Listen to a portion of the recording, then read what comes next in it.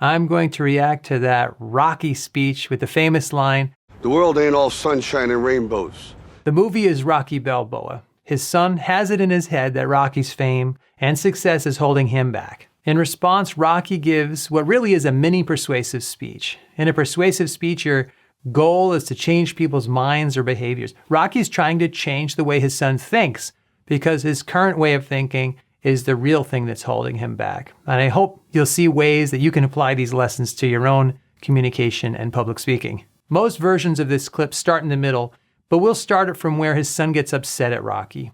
And what Rocky says is a direct response to what his son is going through. But feel free to skip ahead if you already know the setup.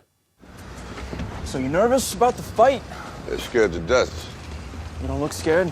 Well, you ain't supposed to. Then you don't have to do it. Yeah, well, I think I do. You know, living with you, it hasn't been easy. People see me, but they think of you. Now with all this going on, this is gonna be worse than ever. It don't have to be. No, sure it does. Why? You got a lot going on, kid. What, my last name?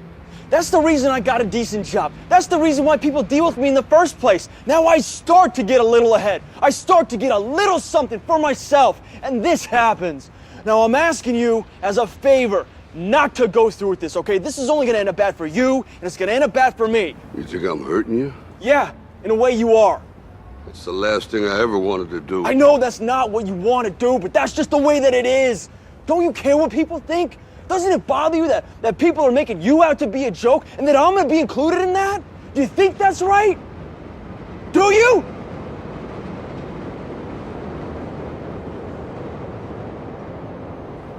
You ain't gonna believe this. But you used to fit right here. I'd hold you up and say to your mother, this kid's gonna be the best kid in the world. This kid's gonna be somebody better than anybody ever knew. And you grew up good and wonderful. It was great just watching you every day. It was like a privilege. Then the time come for you to be your own man and take on the world, and you did. But somewhere along the line, you changed. You stopped being you. You let people stick a finger in your face and tell you you're no good. And when things got hard, you started looking for something to blame, like a big shadow. Let me tell you something you already know. The world ain't all sunshine and rainbows. It's a very mean and nasty place, and I don't care how tough you are, it will beat you to your knees and keep you there permanently if you let it. You, me, or nobody is gonna hit as hard as life. But it ain't about how hard you hit. It's about how hard you can get hit and keep moving forward. How much you can take and keep moving forward. That's how winning is done. Now, if you know what you're worth, now go out and get what you're worth. But you gotta be willing to take the hits and not pointing fingers saying you ain't where you wanna be because of him or her or anybody. Cowards do that, and that ain't you. You're better than that.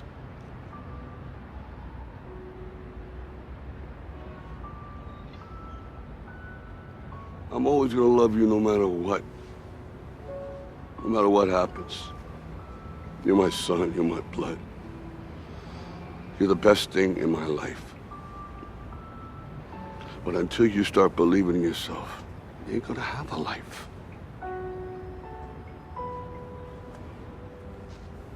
Don't forget to visit your mother. There are 4 reasons I believe this monologue is so powerful, so be sure to let me know if I've missed anything. First, Rocky's monologue is effective because he uses the arc of a chronological story to shape his message. It has a beginning, middle, and end. The first thing he does is take us back to the beginning. You ain't gonna believe this. But you used to fit right here. That beginning signals to our brain, oh, he's taking us on a journey. That opening and the rest of the storytelling structure transports us into Rocky's world. And within that story, he makes his son's situation the key struggle. The problem in the story is that his son has made the mistake of believing that he's the victim. He's adopted a cowardly view of himself. The solution Rocky offers is to reject that self-defeating identity and remember who his son really is. Remember who he was born to be in Rocky's eyes. That's why Rocky starts with a reminder of how he sees his own son. I'd hold you up and say to your mother, This kid's gonna be the best kid in the world. Most of the rest of the message is about how Rocky says his son can overcome his wrong way of thinking and become who he was born to be. Now, I've probably said it 100 times on my channel. If you want to be a more compelling communicator, start telling stories. Second, Rocky's message is powerful because of his own ethos. That's a term we use to talk about personal credibility, believability. We cannot separate this message from the fact that he's Rocky. He's a living example of the message he's expressing. His own life is the evidence of the truth of what he's sharing. In an interview, Stallone was talking about an experience he had hanging out on the set of Creed between scenes. He was dressed up like Rocky, and there was a group of fans nearby. And he started talking to the fans as himself, but the crowd wanted him to talk like Rocky. He said about the experience something like, "If I say it as Sylvester Stallone, it's just words. If Rocky says it, it's truth." And that's how I feel when I watch this scene. If Rocky's saying it, then that stamps the message with legitimacy. His journey has always been about how he's kept moving forward in the ring and his life, no matter how hard he's been hit. You might be saying, well, that's great for him, but I'm not Rocky. How can I use this tip? Well, there's a rule in writing. Write what you know. And it's the same for speaking. Talk about what you know. Share a message that you have lived. That's the secret to ethos. You have the most credibility when you're talking about your own journey. The third reason this monologue works so well is that Rocky is appealing to his son's and our rational side. He's not purely getting by on his ethos. Rocky appeals to his son using what we call logos, appeal to rationality. His son is blaming Rocky for being an obstacle to his success. So Rocky gives him another very compelling rationale, a new way of thinking about what it means to be successful. And he defines success really clearly. It ain't about how hard you hit. It's about how hard you can get hit and keep moving forward. How much you can take and keep moving forward. This standard clarifies the rules of the game. It's not about becoming more successful than your father. It's about not letting the world keep you down. That's the compelling rationale Rocky's speech offers, and it's a way out of his son's self-defeating spin cycle. And moviegoers obviously relate to this as well. The fourth reason this works so well is the heart behind it. We call this pathos. Rocky is appealing to his son's emotions and our emotions as viewers in a few overlapping ways. One obvious way is that he delivers this message with passion. This isn't a dry academic lecture. Rocky's putting his heart into it like he does with everything. His voice, his body, they're all animated. He believes it, and that helps us believe it. He also appeals to our emotions by reminding us about how it all started. He's reminding his son with love who he was when he was born and still is in his father's eyes. This kid's gonna be somebody better than anybody ever knew. Now, I don't care who you are, parent, child, mother, father, we can all relate to the purity of that love between a parent and a young child. He also uses vivid language to appeal to our emotions throughout his message. That famous line, "The world ain't all sunshine and rainbows," is literally colorful language that engages our imagination. And it sets up a nice contrast with what he says next about how the world will beat you to your knees and keep you there permanently if you let it. That's a very visual, emotional contrast.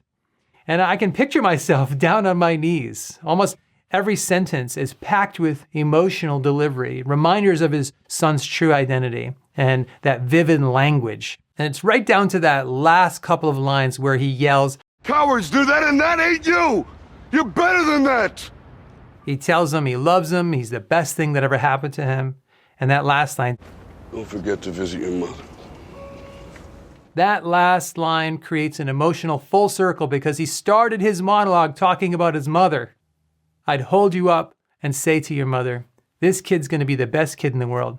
He's talking about visiting his mother's grave, which we see Rocky do in the movie. And that just adds a whole nother layer of everything to what he just said. So big picture, whew. I mean, my goodness, when I was young, there were the superheroes in the comic books, and just about an inch below that was Rocky. And rewatching this renewed my appreciation for the writing of this scene and offers lots of lessons to us as communicators more generally. But here's the question. What did I miss? And please, for the love of God, don't say that I missed that this is only a movie. everybody watching knows this is a movie and not real life speech, and all the differences that includes. So what did I miss that you'd like to add to the conversation? I look forward to reading those comments below. I'm doing a series on great movie speeches. Let me know what other speeches I should react to. And be sure to download the free PDF of the 7 instant tips to make you a more confident speaker. Links to that are also below. God bless, and I will see you soon.